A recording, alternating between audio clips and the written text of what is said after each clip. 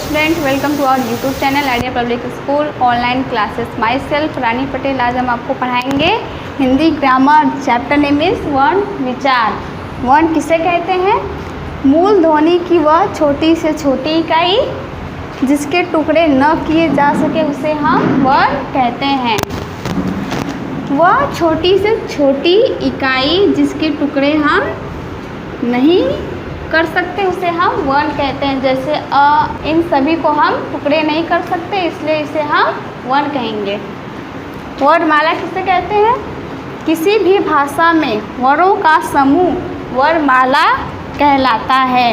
वर्णों के समूह को हम वर्णमाला कहते हैं। तो आइए हम जानते हैं वर्णों के समूह कितने हैं। आइए हम जानते हैं वर्णमाला में कुल कितने वर्ण हैं। वर्णमाला में कुल 48 वर्ण हैं।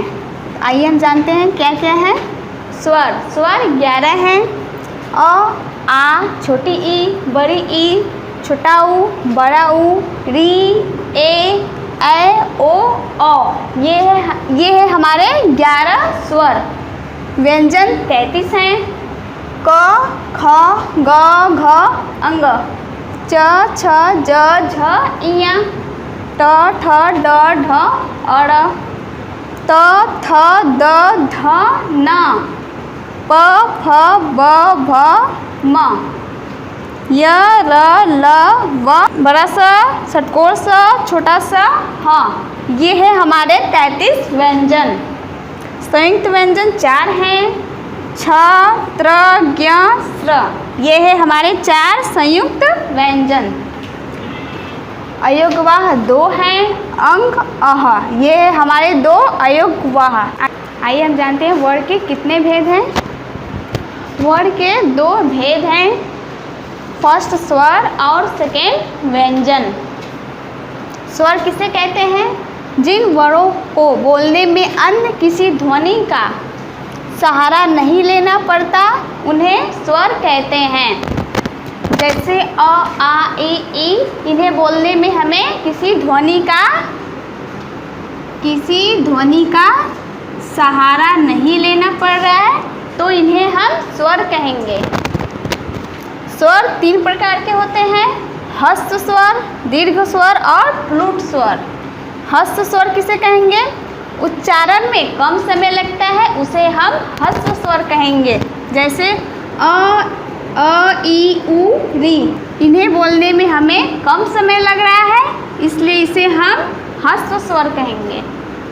दीर्घ स्वर किसे कहते हैं? उच्चारण में अधिक समय लगता है उसे हम दीर्घ स्वर कहेंगे। जैसे आ, बड़ी ई, ए। इन्हें बोलने में हमें अधिक समय लग रहा है इसलिए इसे हम दीर्घ स्वर कहेंगे।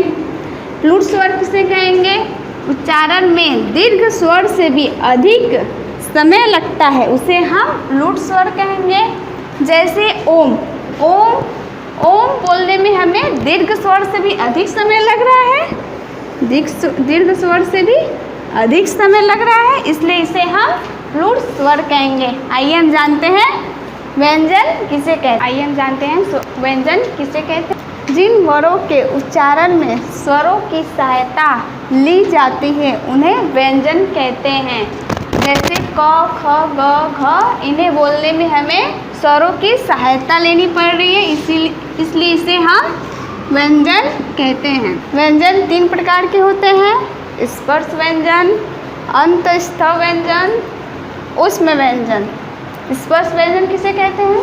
उच्चारण करते समय जीभ और मुख से स्पर्श करते हैं इसीलिए हम स्पर्श व्यंजन कहते हैं। जैसे च, छ, ज। इन्हें बोलने में हमें जीभ और मुख की सहायता लेनी पड़ रही है इसीलिए इसे हम स्पर्श व्यंजन कहेंगे। जीभ और मुख से सहायता लेनी पड़ रही है इसलिए हम इसको स्पर्श व्यंजन कहेंगे। अंतस्थ व्यंजन किसे कहते हैं? उच्चारण में भीतर से बाहर की ओर शक्ति लगती है इसलिए इसे हम अंतस्थ व्यंजन कहेंगे। जैसे य, र, ल। इन्हें बोलने में हमें भीतर से बाहर की ओर शक्ति लग रही है। भीतर से बाहर की ओर शक्ति लग रही है इसलिए इसे हम अंतस्थ व्यंजन कहेंगे। ऊष्म व्यंजन किसे कहते हैं? उच्चारण करते समय गर्म हवा निकलती है उसे हम ऊष्म व्यंजन कहेंगे। जैसे ह, स, षटकोर स, इन्हें बोलने में हमें गर्म हवा निकल रही है इसलिए इसे हम ऊष्म व्यंजन कहेंगे। गर्म हवा निकलती है इसलिए इसे हम ऊष्म व्यंजन कहेंगे। आइए हम जानते हैं अयोगवाह किसे कहेंगे। आइए हम जानते हैं अयोगवाह किसे कहते हैं। ऐसे वर्ण होते हैं जो न तो स्वरों के मेल से और न ही व्यंजनों के मेल से बनते हैं उसे हम अयोगवाह कहेंगे। ऐसे स्वर के मेल से और न ही व्यंजनों के मेल से बनते हैं इसे हम अयोगवाह कहेंगे। अयोगवाह 3 प्रकार के होते हैं, अनुस्वार, अनुनासिक और विसर्ग। अनुस्वार किसे कहते हैं? उच्चारण करते समय वायु केवल नाक से निकलती है उसे हम अनुस्वार कहेंगे। जैसे पंखा और पतंग, इन्हें बोलने में हमें नाक से वायु निकल रही है इसलिए इसे हम अनुस्वार कहेंगे। वायु नाक से निकल रही इसलिए उसे हम अनुस्वार कहेंगे। इसकी पहचान है अंक की मात्रा, ये अंक की मात्रा इसकी पहचान है इसलिए इसको हम अनुस्वार कहेंगे। अनुनासिक किसे कहते हैं? उच्चारण में हवा नाक और मुंह दोनों से बाहर निकलती है उसे हम अनुनासिक कहेंगे। जैसे चांद और आँख, इन्हें बोलने में नाक और मुंह से दोनों तरफ से हवा निकल रही है इसलिए इसे हम अनुनासिक कहेंगे। इसकी पहचान है चंद्र बिंदु, तो इसलिए इसे हम अनुनासिक बोलेंगे। विसर्ग किसे कहते हैं? अक्षर के अंत में लगने वाले बिंदुओं को विसर्ग कहेंगे। जैसे प्रायः, पुनः, इसके अंत में लगने वाले इन बिंदुओं को हम विसर्ग कहेंगे। आइए हम जानते हैं संयुक्त व्यंजन किसे कहते हैं। 2 व्यंजनों के संयोग से बने वर्ण को संयुक्त व्यंजन कहते हैं। जैसे क प्लस स, इन दोनों के मेल से एक व्यंजन बना है इसलिए इसे हम संयुक्त व्यंजन बोलेंगे।